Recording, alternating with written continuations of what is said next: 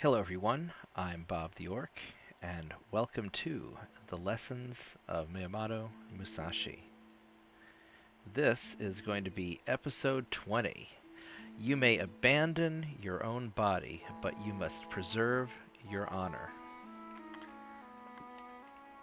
How samurai is that? I mean, that's like the ultimate samurai statement. You may abandon your own body, but you must preserve your honor. So, obviously in feudal Japan they had a big thing going about honor, and there are stories about dishonored samurai committing ritual suicide in painful, terrible ways just to restore and preserve their honor.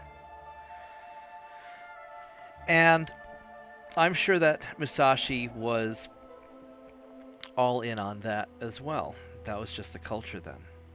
But I think we can learn a little bit about that nowadays as well. And let's think about this some.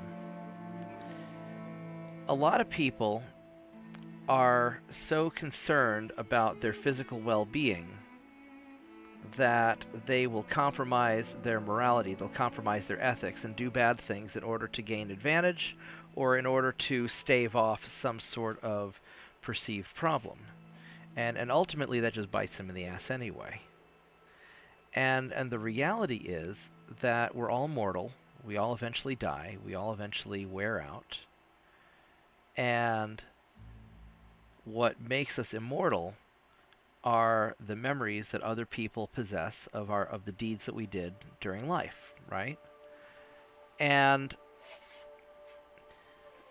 the people that we always talk about are either the really terrible people. Oh, this terrible person did something. They're just reviled for all of history. They're just hated for all of history. But if you look at the great people in history, whether they were warriors or scholars or scientists, philosophers, these great people who who accomplished great things, and they're the ones who are immortalized. Look at Leonardo da Vinci. He did all these great things hundreds of years ago, and people still talk about him. Look at Alexander the Great, who did amazing things thousands of years ago, and he's still immortalized.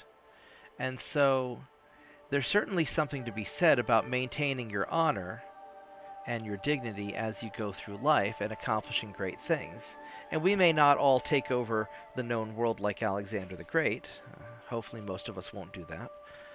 But that's not to say that we shouldn't live our life, with purpose, with honor, and pursue good things. And if it means that we ultimately die from our actions, I mean, we're going to die anyway, right? So,